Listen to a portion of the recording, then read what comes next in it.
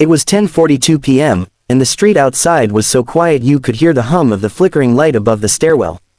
Emily sat on the frayed couch, her knees pulled to her chest, rocking her baby boy, Liam, whose thin wail was getting weaker. She'd tried to feed him, but the formula tin was empty. Even the last drops of milk she'd mixed earlier had been stretched too far. Her phone sat on the coffee table. She scrolled through her contacts, desperate. She'd already messaged her sister, an old friend from school, and even her landlord. No luck. Every, "I'm sorry, I wish I could help," felt like a stone sinking deeper in her chest. Her eyes landed on a name she didn't recognize, just Daniel, no last name. She frowned. Maybe it was from that temp job she'd had last year. Her thumb hovered, then tapped. She typed with trembling hands. Greater than hi, "I'm so sorry to bother you. I don't know who else to ask. My baby's hungry, and I can't afford formula tonight. If there's any way you could lend me $30, I promise I'll pay you back as soon as I can." She pressed send before she could second-guess herself. For a moment, the room was silent except for Liam's soft cries. She felt the guilt of what she'd just done, messaging someone she barely knew, maybe a wrong number, but desperation didn't ask for permission. Meanwhile, across the city in a sleek glass tower, Daniel Hart, CEO of Hart & West Holdings, was staring at his phone after another grueling day. His company had just closed a multi-million-dollar deal, but all he felt was an empty sort of relief. The message popped up on his personal number, which was almost never used by strangers. He read it twice, then a third time. Something about the rawness in the word stopped him from swiping it away. He got hundreds of requests for money in one form or another, emails, letters, social media, but this wasn't formatted, didn't have a GoFundMe link, no manipulation, no pitch. Just hunger. He typed back, "Greater than I think you may have the wrong person. But, are you serious? You really have nothing for the baby?" The reply came almost instantly. "Greater than yes. I'm sorry. I know I sound crazy. I didn't mean to text you if you're not the person I thought." Daniel stared at the ceiling. He could ignore this. He probably should ignore this. But he thought of his mother, a single parent who had raised him with little more than grit and stubborn hope. He thought of the nights they'd eaten toast for dinner so he could have lunch money for school. "Greater than where are you?" he typed. She hesitated. He could tell from the delay. Then, "Greater than I live near Pine and 8th. Small apartment over the laundromat. I'm not asking you to come here, just, I'm sorry." "Forget it." He grabbed his coat. When Emily heard the knock 20 minutes later, she froze. Peering through the peephole, she saw a tall man in a charcoal coat, holding a paper bag. He looked too sharply dressed to be anyone she knew. She cracked the door. "Emily?" he asked. She nodded slowly. "I'm Daniel. You texted me by mistake, I think. But I brought something." He lifted the bag. Inside were 2 cans of formula, diapers, and a package of baby wipes. Her throat tightened. I can't. You don't have to," he said, stepping inside when she moved back. He glanced around at the tiny apartment, the peeling wallpaper, the second-hand furniture, the laundry piled in the corner. Liam stirred in her arms, fussing again. "May I?" he asked, gesturing to the formula. She set it down, mixed it quickly, and handed the bottle to Liam, who latched on greedily. The room seemed to exhale. Daniel stayed quiet until the baby was full and drifting to sleep. Then he asked gently, "What happened?" Emily told him the short version, laid off from her waitress job, bills piling up. Welfare application still processing. The child's father had left months ago, no support. She was scraping by with a few cleaning gigs, but some weeks, it wasn't enough. "I wasn't trying to," she began, but her voice cracked. "I just didn't know what else to do." Daniel leaned forward. "I believe you, and I'm not here to judge you." He hesitated, then said, "You know, I grew up not far from here. My mom worked nights at a diner. We had our share of nights like this." Emily blinked. "You don't look like someone who's ever been desperate." He gave a small smile. "That's the thing about desperation. It doesn't always leave a scar you can see." Over the next hour, conversation unfolded in cautious layers. Daniel learned that Emily had been top of her class in high school before life pulled her off course. She learned that he ran a large company but rarely told personal stories to anyone. When Daniel finally stood to leave, Emily felt a strange ache, like something fragile had been built in that short time. He handed her a card. This is my direct number. Call me if you need help. I mean it. She shook her head. I can't take charity. Then think of it as an investment. In you. The words stayed with her long after the door closed. 2 weeks later, Emily's phone buzzed. Greater than, are you free tomorrow at 10? I have something I'd like to discuss. The next morning, she found herself in the polished lobby of Hart & West Holdings, wearing her best thrift store blouse. She was led to a corner office with a panoramic view. Daniel rose from behind the desk. Emily, I've been thinking. You're sharp, resourceful, and you don't give up easily.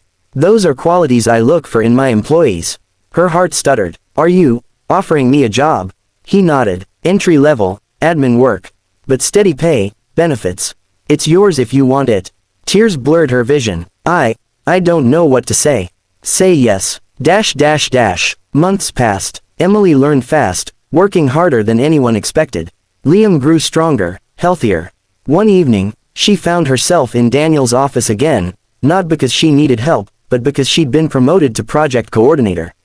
She set down a thank you card and a small tin of cookies she'd baked. For everything, she said softly. Daniel shook his head. You did this. I just opened a door. As she left, Emily thought about the night she'd sent that text, the wrong number that turned out to be exactly the right one. The baby's cries had shifted from soft fussing to a ragged, desperate wail. Emily sat on the edge of her couch, knees trembling, her hands pressed against her temples. The clock on the wall glowed 10:42 p.m. and the shadows in the small apartment stretched long and sharp. She had already searched the cupboards twice, though she knew there was nothing. The tin of formula was empty. She tried to stretch the last of it earlier, adding more water than she should, but her son, Liam, had pushed the bottle away after a few gulps. Emily's phone lay on the coffee table, its cracked screen reflecting the light from the lone lamp. She scrolled through her contacts, her sister, her old roommate, the kind neighbor from 2 floors down. Every message she'd sent earlier had been met with some variation of "I'm sorry. I wish I could help." Her thumb paused over a name she didn't remember saving, Daniel. No last name, no context. Maybe someone from that temp job last year. Maybe a wrong number. She stared at it for a moment, her heart pounding. Then, before she could talk herself out of it, she typed. Greater than, hi, I'm so sorry to bother you. I don't know who else to ask. My baby's hungry, and I can't afford formula tonight. If there's any way you could lend me $30, I promise I'll pay you back. Her finger hovered, then tapped send.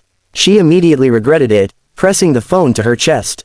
Liam's cries softened into hiccups, his little fists clutching her shirt. Meanwhile, across the city, Daniel Hart, CEO of Hart & West Holdings, was reviewing contracts in his corner office. The skyline glimmered beyond the glass, but his focus was on the numbers in front of him, numbers with too many zeros to feel real. When his phone buzzed, he glanced at the screen, expecting a message from a colleague. Instead, he saw Emily's words.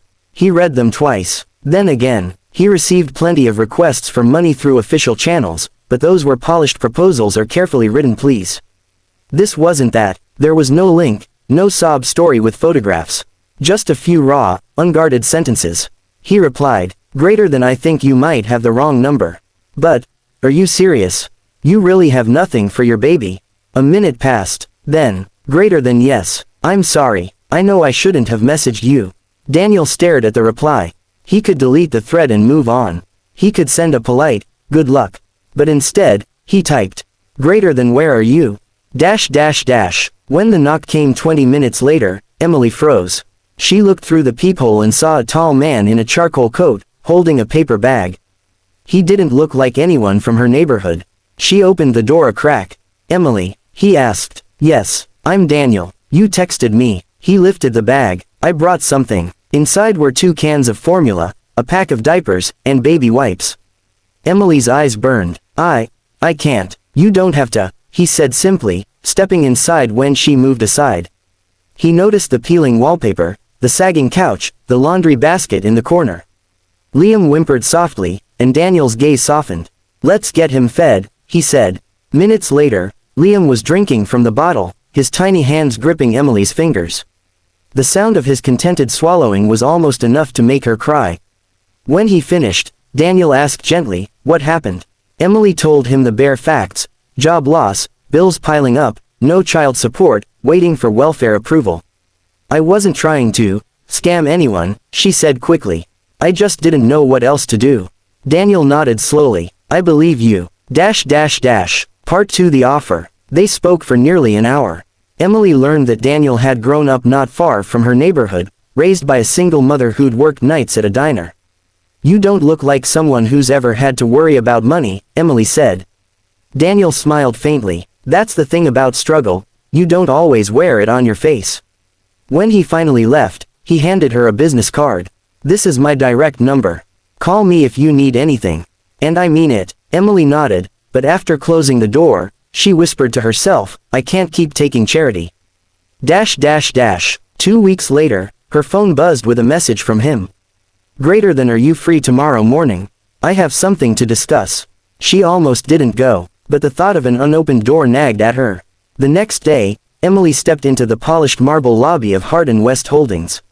She felt small, her thrift store blouse too thin, her shoes too scuffed for the gleaming floors. A receptionist guided her to the top floor, where Daniel's office overlooked the city. He stood when she entered. Emily, glad you came. She sat stiffly. What is this about? I've been thinking, he began. You're resourceful, determined, and you didn't give up when things got hard. Those are qualities I value in my team. She blinked. Are you offering me a job? Entry level, administrative work, he said. Steady pay, benefits. It's yours if you want it. Emily felt her breath hitch. A job, not a handout. A way forward. I don't know what to say, she murmured. Say yes. Emily said yes. The weeks that followed were a blur. She learned quickly, staying late to master new tasks. Her paycheck covered rent and groceries. For the first time in months, she didn't fall asleep with her stomach knotted in fear. Liam grew stronger, heavier in her arms.